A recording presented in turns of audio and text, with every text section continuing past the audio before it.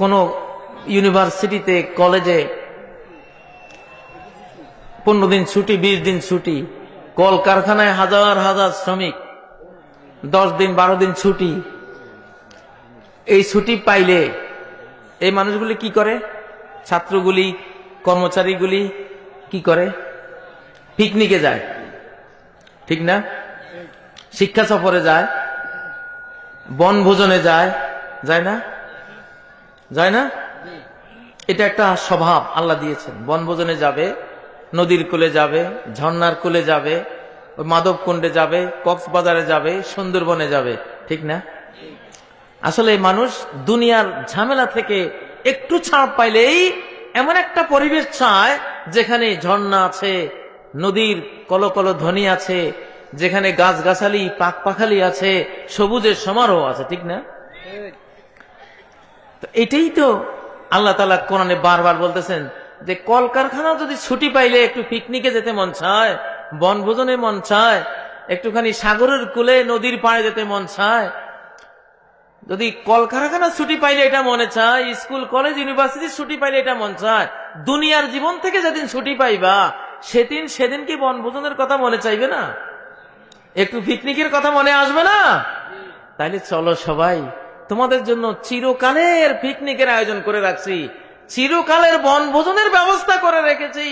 আমি জানি তোমরা এটা চাও, তোমাদের মনের মধ্যে এই জিনিসটা আছে। সেই বনভোজন হলো জান্নাতের বনভোজন। আল্লাহু আকবার।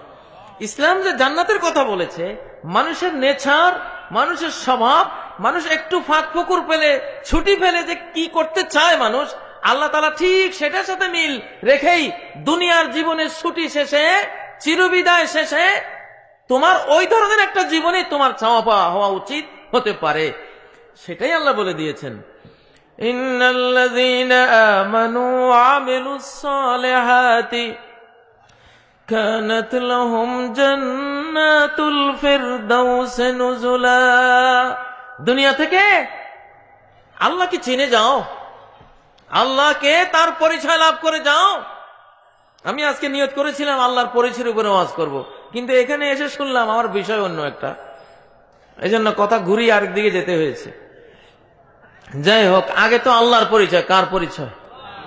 তারপরে আল্লাহর দ্বীনের পরিচয়, সালাতের পরিচয়, সিয়ামের পরিচয়। আল্লাহর পরিচয় ভালোভাবে না জানলে, লা ইলাহা ইল্লাল্লাহ, নেই কোন মাবুদ আল্লাহ ছাড়া। এই আল্লাহ তাআলার কয়টা নাম? 99টা নাম আমাদেরকে জানিয়েছেন। আরো কত অনন্ত নাম ওনার আছে, এগুলি জানান নাই। 99টা নাম আমাদেরকে জানিয়েছেন। ইন্না লিল্লাহি 99 ইসমান মিআতান ইল্লা ওয়াহিদা মান আহসাহা দাখালাল জান্নাহ। সহিহ হাদিস। আল্লাহ তাআলা 99টি নাম আছে, 100। যদি এই 100 নামকে কেউ মুখস্থ করে, অনুধাবন করে, বুঝে, এক একটা নামের ব্যাখ্যা অনন্ত অসীম। তুমি তোমার রহমান নামের অনন্ত অসীম ব্যাখ্যাটা নেয়ার বয়স তোমার নাই, ওই হায়াত নেই। রহিম নামের অনন্ত অসীম ব্যাখ্যা তুমি নিতে পারবা না, সেই শক্তি নাই, সেই বয়স তোমার হবে না। আল্লাহ লতিফ নামের ব্যাখ্যা, খালেক নামের ব্যাখ্যা, বারি নামের ব্যাখ্যা, রাজ্জাক নামের ব্যাখ্যা সারা জিন্দেগি ভরে করলেও শেষ হবে না, শেষ করতে পারবে না। তবে যেটা পুরা পাওয়া যায় না সেটা কিছু হলেও নেওয়া লাগে, সবটুকু ছাড়া যায় না। প্রত্যেকটা আল্লাহ তাআলার সুন্দর নামের কিছু ব্যাখ্যা যদি তুমি জানতে পারো, মান আহসাহা, 99টা নাম। লা ইলাহা ইল্লাল্লাহকে যদি 99 দিক থেকে বুঝো, আল্লাহর ভিতরে 99টা নাম লুকিয়ে আছে। আল মুস্তাজমিল জামিয়ে আসমাইল্লাহিল হুসনা ওয়া সিফাতিহিল উলিয়া। আল্লাহ তাআলার আল্লাহ নামের ভিতরে 99টা গুণবাচক নামের সমস্ত বয়ান লুকিয়ে আছে। লা ইলাহা ইল্লাল্লাহকে যদি ওই 99 দিক থেকে বুঝে অনুধাবন করতে পারো, আল্লাহু আকবার।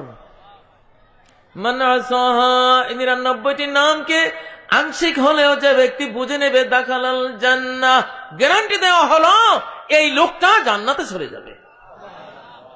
এজন্য আমি বিষয় নিয়েছিলাম আল্লাহর পরিচয়ের উপরে। ইনশাআল্লাহ আগামী কোনো বক্তব্যে হয়তো, যেখানে হয়তো বিষয় দেওয়া হবে না, আমি আমার বিষয়ে কথা বলবো। আজকে বিষয়টা এটা ছিল, এই জন্য এদিকে আসলাম। তো মৃত্যু শেষে একটা পিকনিক স্পট আছে, একটা বনভোজনের বেড়াবার জায়গা আছে, সেটা কি? জান্নাতুল ফেরদাউস। বনভোজনে গেলে 2-3 দিন পরে আজ থাকতে মন চায় না। আর কি দেখবো, সব দেখা শেষ। কিসের ছবি তুলবো, সব ছবি তোলা শেষ, এখন আর ভালো লাগে না। কিন্তু আল্লাহ বলেন এমন এক বনভোজনে নেব, এমন এক বনভোজনে নেব, পর্যটনে নেব, পিকনিকে নেব, লা ইয়াবগুনা আনহা হিওয়ালা। কোন দিনও ওই বনভোজন থেকে আর অন্য কোথাও যাইতে তারা চাইবে না। এত আনন্দের, এত চির নতুন এভারগ্রিন, প্রতিটি পয়েন্ট প্রতি মুহূর্তে চেঞ্জ হবে, চিরকাল পরিবর্তন হতে থাকবে, একটা পর একটা, কোনো শেষ হবে না, শেষ করতে পারবে না। ওইরকম বনভোজনে কারা কারা যাইতে চাই? আল্লাহ, আল্লাহু আকবার। ভাই, এরা সময় যেহেতু কম, এই জন্য ছোট্ট উদাহরণ দিয়ে বুঝাইলাম। জান্নাত জাহান্নামের আলোচনা করতে গেলে তো দিনের পর দিন, সপ্তাহের সপ্তাহ করা লাগে। সংক্ষেপে আপনারা যেটার অভ্যস্ত, আমি সেটার উদাহরণটা দিয়ে জান্নাতের কথা বলতে চেষ্টা করেছি, যাতে আগ্রহী হন। দুনিয়াতে শ্বশুর বাড়িতে গেলেও সবচেয়ে শ্বশুর বাড়ি কিসের হাড়ি? মধুর হাড়ি। নিতে গেলে ঝাঁটার বাড়ি, বুঝেন না? জামাই গেছে শ্বশুর বাড়িতে, এখন নতুন জামাই, সেই যে কি আদর, কি যত্ন। শাশুড়ি আম্মা একবারে 1 কেজি দুধকে চুলের উপরে গরম করে ক্ষীর বানাই ফেলেছে, লাল হয়ে গেছে। এক গ্লাস, 1 কেজি 4 গ্লাস হয়ে গেছে। কয় গ্লাস? 1 গ্লাস। তো জামাই এরকম মাওলানা টাইপের জামাই ছিল আর কি, বুঝে যে এই আদর যে চিরস্থায়ী না। তো গ্লাসের ভিতরে আঙ্গুল দিয়া পিলারের মধ্যে দুধের 1 ফোঁটা লাগাইছে, দেখি দুধ কি নিচের দিকে নাজিল হয় না ওখানে থাকে। দেখে যেখানে লাগাইছে ওখানে আছে, তার মানে আন্তরিকতা 100%। দ্বিতীয় দিন আবারও শাশুড়ি আম্মা ওই রকম 1 গ্লাস দুধ আনছে। আজকেও জামাই, শাশুড়ি আম্মা চলে গেছে, ও ফাঁকে দি আঙ্গুলটা লাগাইয়া আবার পিলারে দিছে, দেখে যে একটু নড়ি উঠছে, আজকে একটু নড়ছে, কালকের মতো না। মনে মনে ভাবতেছে সপ্তাহখানিক বেড়ামো চিন্তা করছি, কিন্তু যেভাবে দুধটা নড়ি উঠছে, লক্ষণ তো ভালো না। তৃতীয় দিন আবার শাশুড়ি আম্মা 1 গ্লাস আনছে। উনি দিয়ে যাওয়ার পরে ও আবার আঙ্গুল দিয়ে আজকে যখন পিলারে লাগাইছে, দুধ নিচের দিকে রওনা দিচ্ছে। দুধটা খাইয়া কয়, আম্মা চললাম, আসসালামু আলাইকুম। বাবা আরো 2-1 দিন বেড়া। কয় না, আর আরেকবার। গ্লাসে দুধে কইতে আছে, জামাই তাড়াতাড়ি পালাও। আল্লাহ গ্যারান্টি দিছে, ও আমার বান্দারা, আমার জান্নাতে এরকম হইতো না। খালিদিনা ফিহা, চিরকাল থাকবা। এখন প্রশ্ন আসতে পারে, এতকাল কেমনে থাকবো? সে আদর কি থাকবো নি? সেখানে শাশুড়ির আদর 3 দিনে শেষ হয়ে যায়, আর আপনার জান্নাতে গেলে চিরকাল কেমনে থাকবো? আল্লাহ বলেন, দেখ আমার জান্নাতের আদর এইরকম, লা ইয়াবগুনা আনহা হিওয়ালা। এমন আদর তোদেরকে করব, ওদেরকে এমন যত্ন করা হবে, এমন আপ্যায়ন, এমন মেহমানদারি করা হবে, যেটা কোনো চোখে দেখে নাই, কানে শুনে নাই, অন্তরে কল্পনা করে নাই। এই মাত্রার এমন আপ্যায়ন করা হবে, কখনো অনন্তকালের কোন 1 সেকেন্ডের জন্য ওখান থেকে আরেকখানে চলে যেতে চাইবে না তারা। আল্লাহু আকবার। এমন বনভোজনের দরকার আছে না?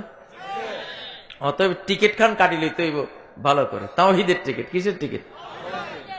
আল্লাহ তাআলাকে সঠিকভাবে শিরিক মুক্ত বুঝে, তাওহীদের বুঝটা বুঝে, বেদাত বর্জন করে, সহিহ সুন্নাহর উপরে আমল অর্জন করে, এই টিকিটটা নিয়ে যদি যাওয়া যায় ইনশাআল্লাহ, তাহলে বনভোজন ফ্রি, চিরকালের বনভোজন, ঠিক না?